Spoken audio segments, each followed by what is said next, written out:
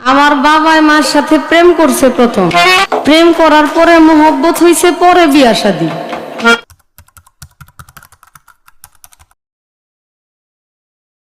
প্রেমের মাধ্যমে মোহব্বত করে বিয়ে করে তারপরে কাম হইছে, আগেই কিন্তু কাম হয় নাই।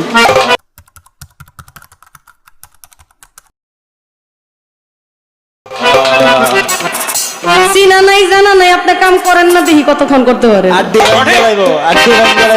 লুতলুতা শরীর লুতলুতা থাকবো না।